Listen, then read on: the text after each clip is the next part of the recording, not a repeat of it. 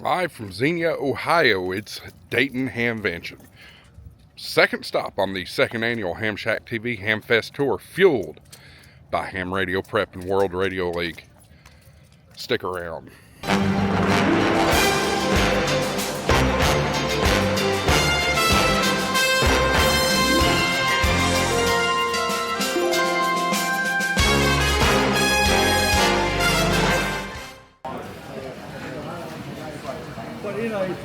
And then I go, he comes through them.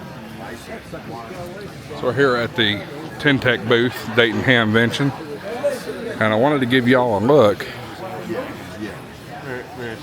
at this thing right here, and I don't want to get in the way of anybody.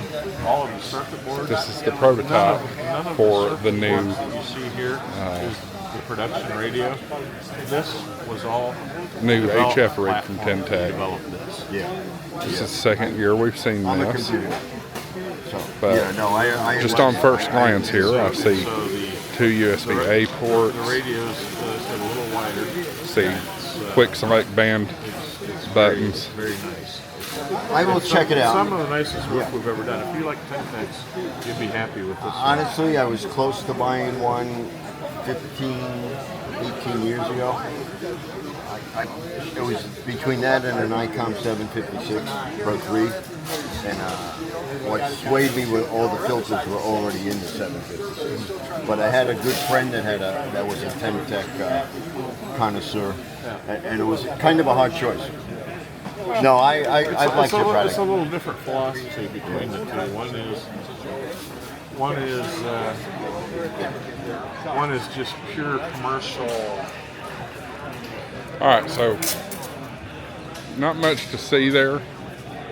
We dropped in on a little bit of the conversation there, and it's interesting stuff. Interesting stuff. I'm excited to see that this come about. We'll see.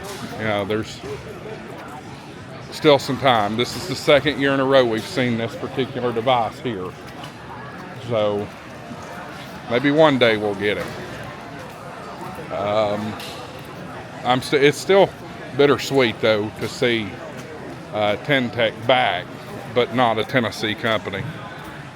You know, now we're dealing with it being I think they're in Ohio, which is fine. It's still American, but you know, I still would like to see them come back to Tennessee somehow, some way, somehow. But that's probably not going to happen. So anyway, it's nice to see them back though, nonetheless. So I'll wrap up this video. 73 AA4WX WSCB 693.